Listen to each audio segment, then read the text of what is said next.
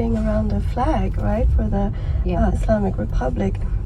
But again, of course, even if you take the slightest amount of support for the regime, if you take 10%, that's still 9 million people.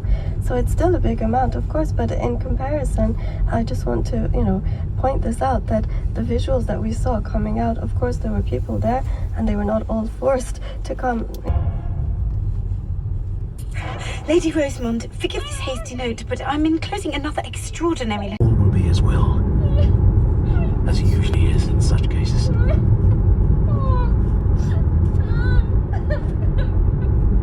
And if my adventures haven't ended here, it's only because I don't let any woman dismiss me.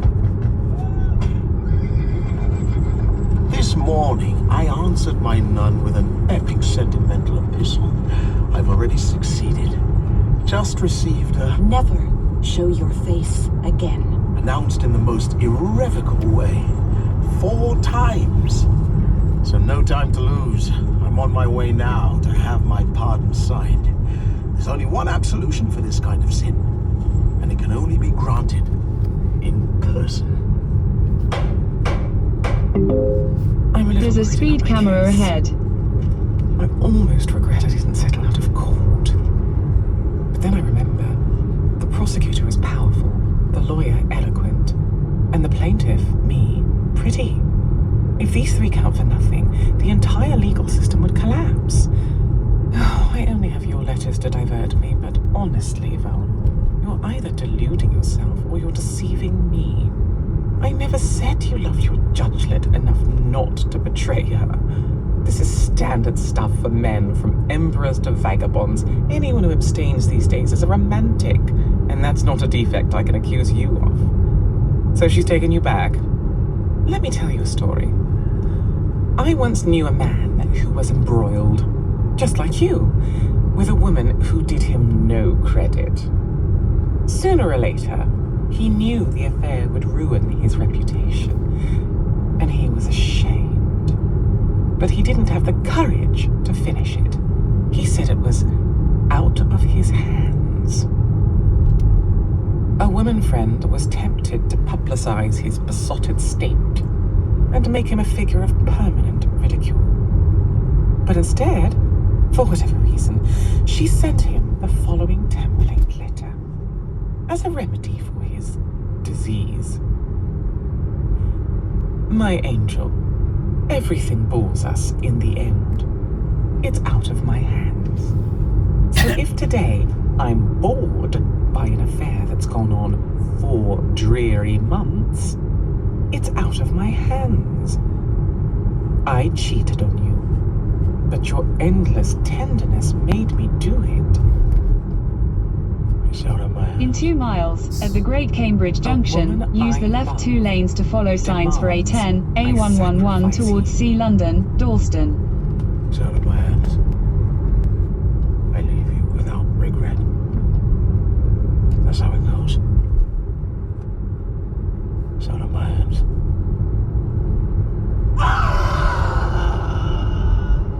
Let me know how it goes, and I'll tell you all about our deal in my next letter.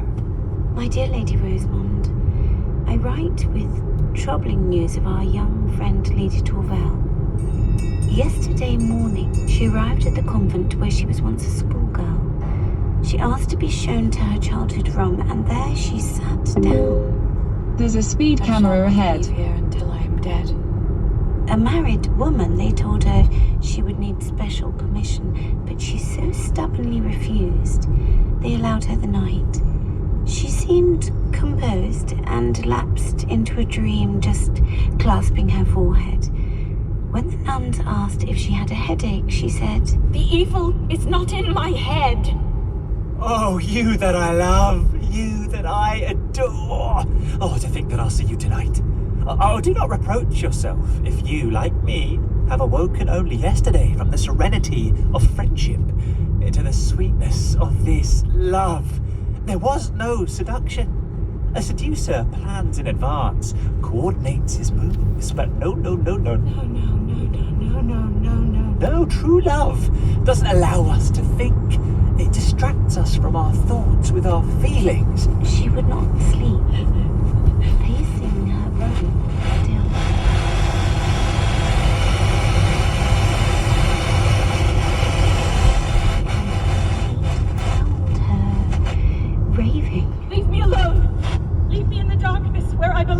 So leave your lawyers and your papers and come home to Paris, garlanded with love. Madame, I will see you tonight. And as you commanded, of course I won't tell Valmont. Why would I tell a soul you are here, when my dearest hope is to find you alone?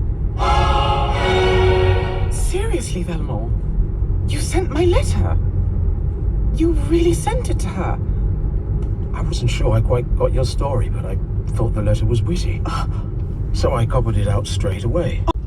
I didn't forget that you put me beneath her. Think you can resume relations after sending her my letter? At the Great Cambridge Junction, use the Think left again. 2 lanes to follow signs for When a A10 woman towards central strikes for London. the heart of another, or in this case, guides your hand, she rarely misses. And the wound is always fatal. I hoped to give you more favourable news this morning of our dear sick friend. Let me be left alone! A letter arrived. No stamp. No one knew from where. She asked to look at it, and immediately... My God, can I not die? Continuing all night. As she has confided everything to me, I can only assume the letter was from your nephew. Forgive me, but is he completely out of his mind? In a quarter of a mile, at the roundabout, take the second exit. You must think me a fool, madame, not to understand the little scene I interrupted this evening. For all your apologetic looks, the astounding coincidence which brought the three of us together. I wouldn't have doubted your embarrassment for a moment, if only you'd trained your novice more carefully. Huh? Teach Danceny not to blush before you put him on public display, or gaze at you with those proprietorial eyes. And don't treat me like a schoolboy. You've been in Paris 4 days, and every night you've seen Danceny, and only him. You'll be out tomorrow, you say? Well, eventually you'll come home, and then... will it be chez vous, or at your petite maison for our reconciliation? Allez! No more refusals. Not even a delay!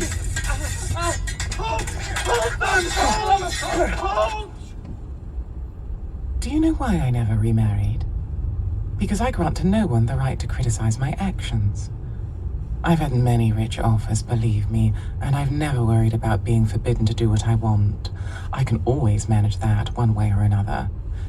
No, I refused them all because if I choose to deceive someone, I want it to be purely for my own pleasure.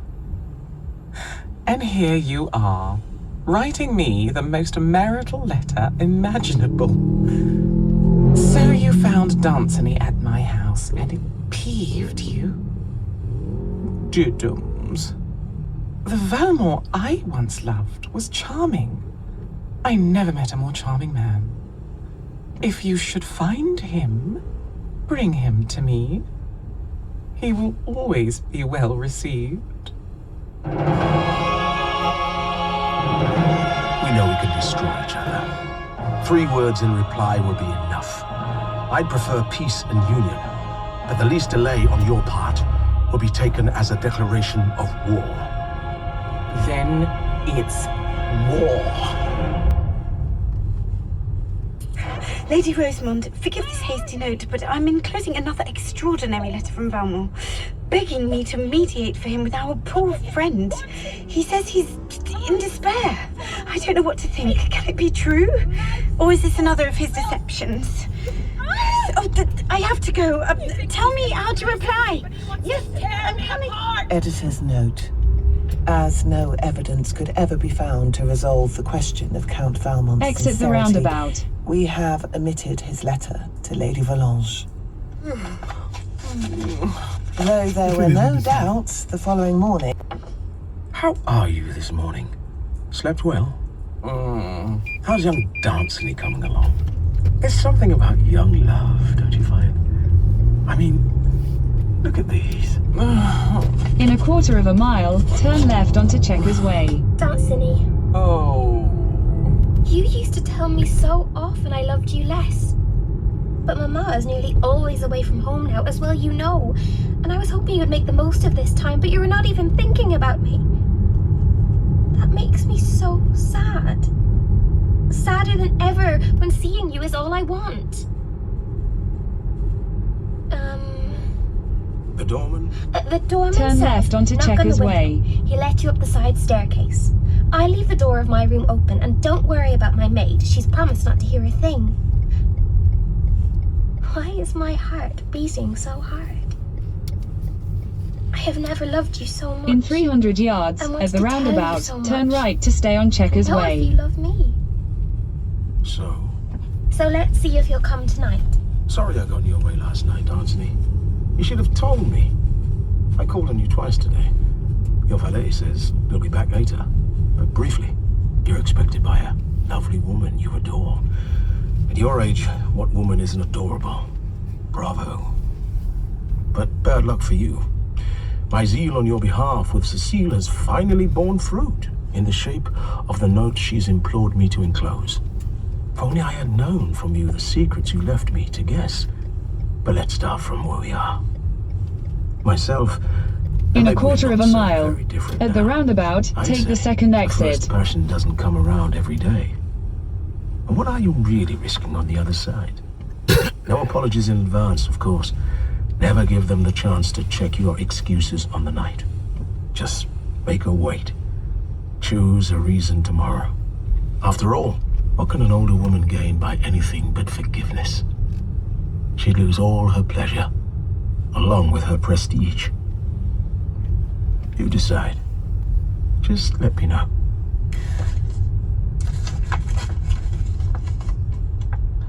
Valmont, my dear friend.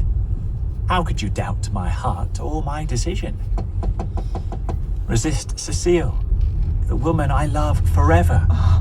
I may have been weak enough to be distracted, but the thought of her has haunted my days. And I'll admit to you, my heart never paid her truer tribute than in the very first moment I was unfaithful. How could I? Had enough? You really didn't sleep well, did you? Don't worry. A young friend will shortly appear. Once he's changed his clothes, of course. And, he tells me, beg you to look into his heart. And that will make everything better. Young men can never resist an opportunity, but a word from their beloved will always set them straight. All you have to do now is become his beloved. I'll see you soon, when you'll find I'm nicer to have as a friend than an enemy. Sir, a mutual friend has informed me of your conduct toward me. I also know that, In a quarter not of a content mile, with turn plaguing left onto me, North you Circular continue Road. to boast about it. I was shown your betrayal, written in your own hand, and I confess my heart ached with shame for the part I played in your abuse. I don't envy you this advantage over me, but I'm curious to know if you can maintain it. If, as I hope, you will meet me tomorrow between 8 and 9 o'clock, I will ensure that everything is prepared for us to settle the matter. Madam, I grieve to send the note enclosed to such a worthy lady. God sustain your heart when you see the blood on it. But keep it safe as evidence that my lord, your nephew, the babe I rocked in my own arms so little time ago, was not the aggressor in the miserable events of this morning. Oh my god, we're all just each other's teammate. And for so long you're pitted against each other because it just makes men's life easier. Well, as I said, I've listened to the first 4. It is brilliant. The main character, Lisa, has a lot to deal with. She's a complicated personal life. She's divorced. She's in debt. She has an alcoholic mother who's played by the brilliant Alison Steadman. And then she's confronted by someone from her past. I think we should hear a clip. Hi, Lou. Oh, Gary, don't. I worked with him 25 years ago. Oh, that's great. You have history. No, it's not. Hey, Liza. I need to take you to meet Bunny. Yeah, Kate, just a second.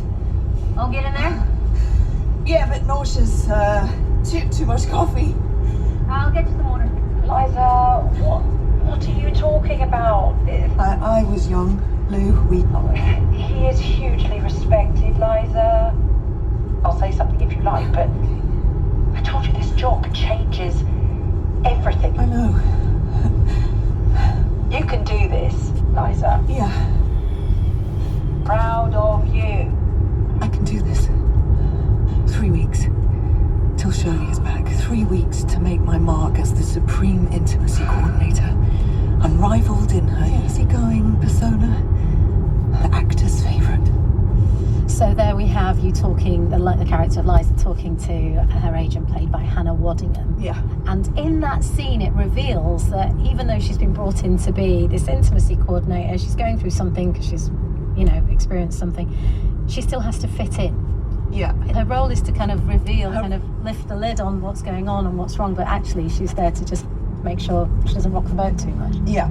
It's like any position, I guess, on a set, unless you're in an amazing space of collaboration, which does happen with great directors and writers. But, sometimes you can walk on and you feel as if you have, of course, as an artist and a collaborator, you would have a voice.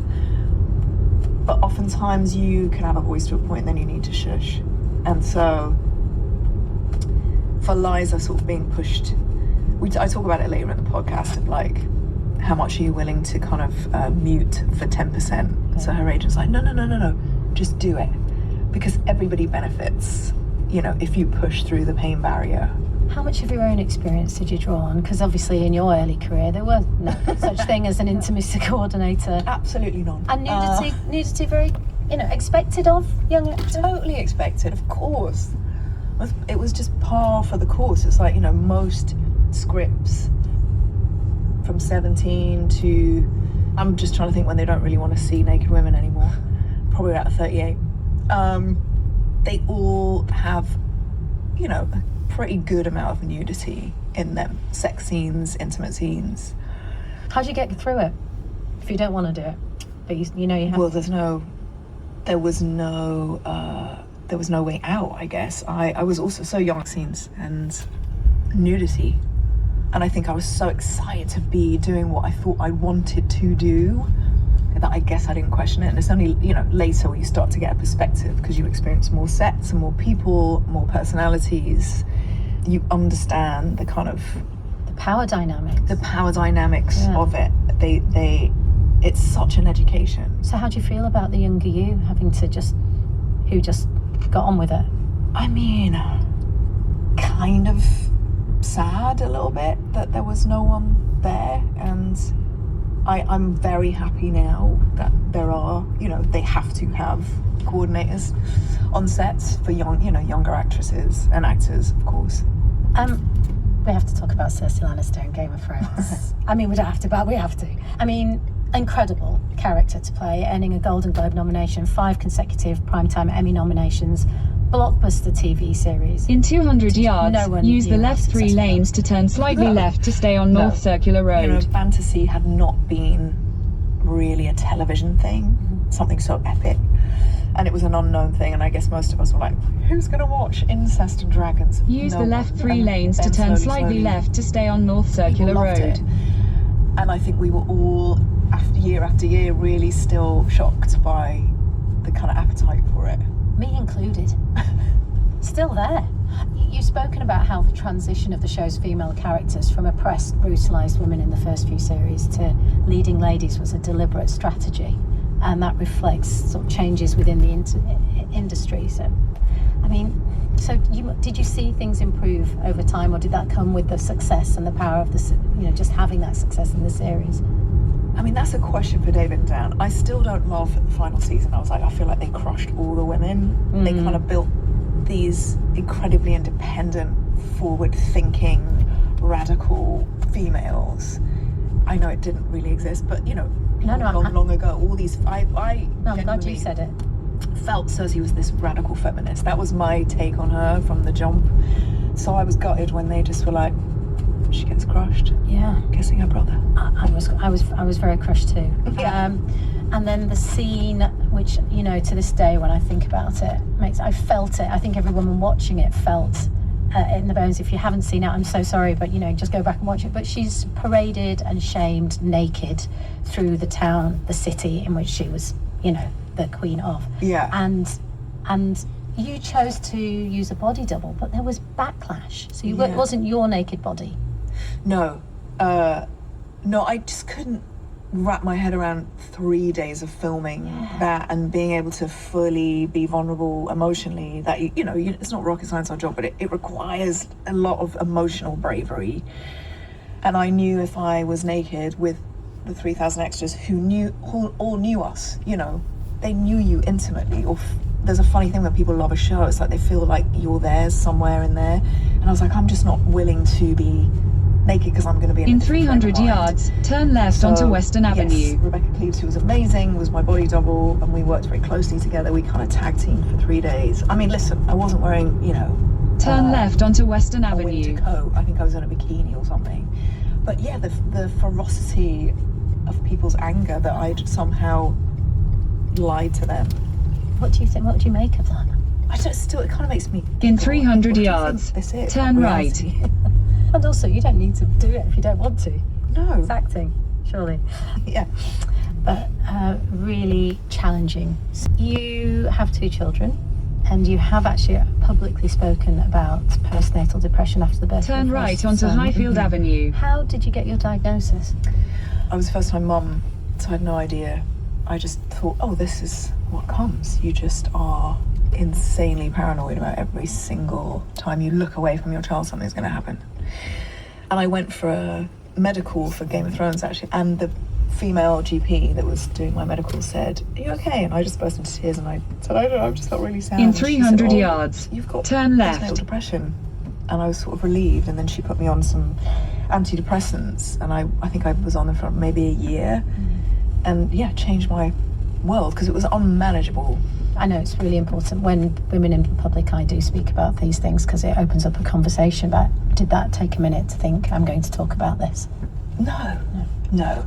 Such a shared experience. Turn left, you're someone who then does speak up about continue things. straight. Yeah, I can't. I think that's, not good at the old Ferme la bouche. That's good. We don't want you to. We want you to keep writing and keep telling us stuff. So Intimacy is coming out, but what's next for you? We're writing the pitch for it to be a TV show, and yeah, I just keep, pushing on with writing. Thank you to Lena Headey. And Continue Intimacy straight. is on BBC Sounds now, and it'll be broadcast on Radio 4 at 11 p.m. on Monday the 27th of There's July. a speed camera ahead. And if you have been affected by anything that you heard in that conversation, then do go to the BBC Action Line website for links to support. Let's now turn to Iran and the conditions for women there. The 2022 Woman Life Freedom protests transformed daily life for many Iranian women, despite a crackdown by the government. And with news this week that the US has struck Iran again, and as the war continues, the picture for women seems to be mixed. Reports suggest the Revolutionary Guards have tightened their grip and repression is worsening, yet many women continue to live unveiled. So how are women in Iran feeling? Has the war extinguished hope for change, or is it fueling their fire to pursue it? To discuss this, I was joined by global affairs journalist Tara Kangalu, author of The Heartbeat of Iran, Real Voices of a Country and Its People, and Ahu Kuchetsvani, a researcher at King's College London. Her work focuses on feminist social movements with a particular emphasis on social... Whether it be Iran or quite frankly elsewhere, who would say life is good under airstrikes and missiles and bombs. So that is really the reality on the ground. But I think one thing that we should remember is that for the Iranian people, especially women, life goes on. They're pushing forth, they're moving forward, and they're living life despite the host of challenges that we face on the ground, mainly the economy. We have to remember that Iran is a country of 90 million human beings. I always say not 90 million centrifuges, and oftentimes we forget that. And of this population, we have a vibrant female civil society who again are pushing forth against a host of challenges. All the while, more than 45 million of this 90 million population live below the poverty line. So you can imagine in wartime the economic pressure that these mothers, these young female graduates, these young women who are working in the host of workforce are facing is multifold. So in so many instances, they're carrying the weight of the men, their brothers, their fathers, and their husbands along with them. Who I'm going to bring you in here to talk. I think we should go back a little bit, because I did mention it in the intro, and that the legacy of the woman life freedom protest that's still being felt. Is it still being felt before the war? And kind of remind us how we've got to this In position. a quarter of a mile, use any lane to turn right onto Finchley Road. 90 million people with many different political views, different backgrounds, etc. But what was beautiful to see in the Woman Life Freedom movement was a coming together of Use any lane to turn right onto Finchley Road. A poignant demonstration of unity and solidarity. And so what we see today, again, Continue on Finchley Road for 1 mile. Conditions is women are still fighting, are still not giving up hope, of course, because the gains that they have got from the Woman Life Freedom are just way too dear, and of course they paid a heavy price to get that. And so despite the extremely dire situation under which they're living today, I think the Women Life Freedom movement has sort of left its legacies, and it's continuing. Has the war put that at risk? I don't think the war has put that particularly at risk. What the war has put at risk is essentially There's a speed camera ahead. lives, right? And people struggling just to survive at this point. Also, as Tara said, economically speaking, and just getting by day. Tara, we're hearing two very different stories. Harsher repression on the one hand, but women still going unveiled on the other. Can you give us a bit more understanding of how that fits together?